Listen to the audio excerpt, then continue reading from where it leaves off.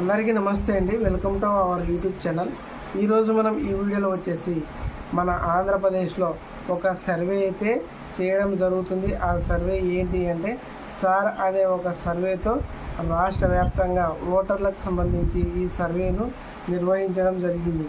అసలు ఈ సర్వే యొక్క సిద్ధాంతం ఏంటి, అసలు ఈ సర్వే ఎందుకు నిర్వహిస్తున్నారు, అసలు ఈ సర్వే ఎప్పటి నుండి షెడ్యూల్ అనేది రూపొందించడం జరిగింది, అలాగే బిఎల్ఓ బూత్ అంటే ఏంటి, అలాగే అవసరమైన డాక్యుమెంట్స్ ఏంటివి, ఈ సర్వేకి సంబంధించి అవసరమైన డాక్యుమెంట్స్ ఏంటివి, అసలు ఓటర్ జాబితాలో పేరు తొలగించబడే అవకాశాలు ఎప్పుడు ఉంటాయి, అలాగే ఓటర్ల యొక్క సూచించే ముఖ్య సూచనలు ఏంటి, వీటన్నిటికి సంబంధించి మనం ఈరోజు ఈ వీడియోలో క్లారిటీగా మాట్లాడుకుందాం. దయచేసి మీరు ఈ వీడియోని ఎక్కడ స్కిప్ చేయకుండా చివరి వరకు చూడండి, మీకు క్లారిటీగా అర్థమవుతుంది. అలాగే మీకు ఈ వీడియో నచ్చినట్లయితే ఖచ్చితంగా ఒక లైక్ చేయండి. మీరు లైక్ చేయడం వల్ల ఈ వీడియో ఈ ఇన్ఫర్మేషన్ అనేది చాలామందికి రీచ్ అవుతుందన్నమాట. అలా రీచ్ అయ్యి ఈ వీడియో వాళ్ళకి యూస్ఫుల్గా మారడం జరుగుతుంది. కొత్త వాళ్ళకి మన యూట్యూబ్ ఛానల్ చూస్తున్నట్లయితే ఖచ్చితంగా సబ్స్క్రైబ్ చేసుకోండి. ఇంకా మనం వివరాల్లోకి వచ్చినట్లయితే ఈ సార్ అనే సర్వేను మన ఆంధ్రప్రదేశ్లో ఎందుకు నిర్వహించారంటే ఓటర్ల జాబితాను ఖచ్చితంగా పారదర్శకంగా ఉంచడానికి, అంటే భద్రంగా ఉంచడానికి ఈ సర్వేను అయితే నిర్వహించడం జరిగింది. అలాగే డూప్లికేట్ ఓటును తొలగించేందుకు ఈ సర్వేను నిర్వహించడం జరిగింది. అలాగే మరణించిన వారు ఎవరైతే ఉంటారో వారి యొక్క పేరును తొలగించడానికి ఈ సర్వేను అయితే నిర్వహించడం జరిగింది. ఇతర ప్రాంతాలకు వలసగా వెళ్ళినప్పుడు వారి యొక్క ఓటర్లను తొలగించడానికి ఈ సర్వేనైతే నిర్వహించడం జరిగింది. అలాగే ఓటర్ల వివరాల్లో పొరపాట్ల సవరణ ఏవైనా ఉన్నట్లయితే ఈ సర్వేనైతే నిర్వహించడం జరిగింది. అలాగే వలసకి వేరే ప్రాంతానికి వెళ్ళినప్పుడు వారి యొక్క ఓటును ట్రాన్స్ఫర్ కానీ లేదా ఏదైనా పొరపాట్లు సరిదిద్దుకోవడానికి ఈ సర్వేనైతే నిర్వహించడం జరిగింది. అసలు ఈ సర్వే యొక్క షెడ్యూల్ ఏంటి అంటే మన ఆంధ్రప్రదేశ్లో జూన్ 15 నుంచి అలాగే జూలై 14 వరకు ఈ సర్వే అయితే నిర్వహించడం జరిగింది. ఈ సర్వే ఇంటింటికి వచ్చి మన ఆంధ్రప్రదేశ్లో ప్రతి ఇంటింటికి వచ్చి ఈ సర్వేని అయితే చేయడం జరుగుతుంది. దయచేసి ఈ సర్వే చేసేటప్పుడు మీరు ఖచ్చితంగా ఇంటి దగ్గరనే ఉండి మీ యొక్క వివరాలను బిఎల్ఓ వారి అధికారులకు ఖచ్చితంగా ఇవ్వాలన్నమాట. అసలు బిఎల్ఓ అంటే ఫుల్ ఫామ్ ఏంటి అంటే బూత్ లెవెల్ ఆఫీసర్ అన్నమాట. ఖచ్చితంగా వీరు మీ యొక్క గ్రామ వార్డు సచివాలయం నుంచి బిఎల్ఓ అధికారులందరూ కలిసి మీ ఇంటి దగ్గరికి సర్వేకి వచ్చినప్పుడు మీరు ఏం చేయాలి అంటే ఖచ్చితంగా ఓటర్ యొక్క వివరాలు ధృవీకరించాల్సి ఉంటుందన్నమాట. అలాగే ఇవ్వబడిన ఎన్విరాన్మెంటల్ ఫామ్ను ఫుల్ఫిల్ చేయాల్సి ఉంటుందన్నమాట. తప్పులు లేకుండా ఖచ్చితంగా అయితే ఫుల్ఫిల్ చేయండి.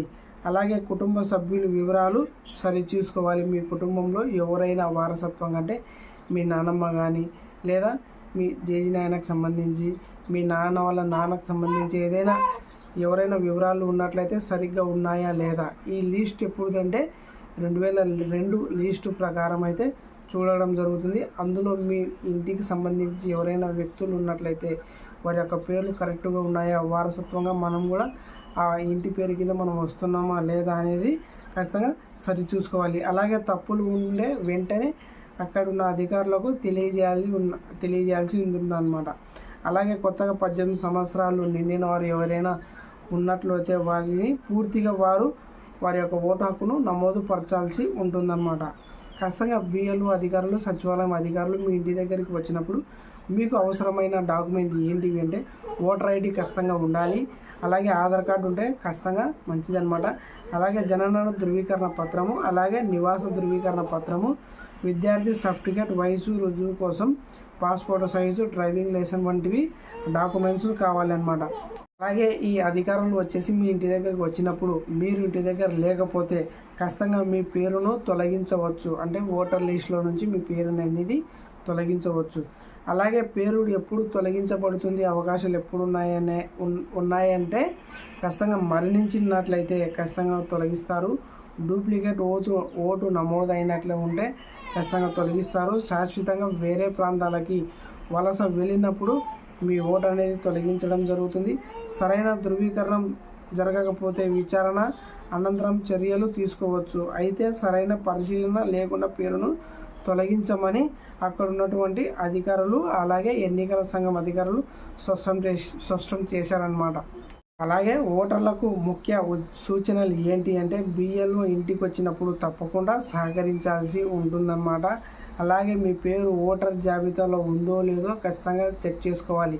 2022 లిస్టు ప్రకారం ఎవరైనా మీ ఇంటికి సంబంధించి వారసత్వంగా మీ నాన్నలకు సంబంధించి ఎవరైనా మీ ఇంటికి వాళ్ళు ఎవరైనా ఉన్నట్లయితే ఖచ్చితంగా చెక్ చేసుకోవాలి అన్నమాట. ఆ లిస్టులో మీ పేరు ఉందో లేదో. అలాగే కొత్త ఓటర్ల నమోదు చేసుకోవాలి. 18 సంవత్సరాలు ఎవరైనా నిండినట్లయితే ఖచ్చితంగా నమోదు అనేది చేసుకోవాలి. కుటుంబ సభ్యుల వివరాలు సరిగ్గా ఉన్నాయా లేదా అనేది చూసుకోవాలి.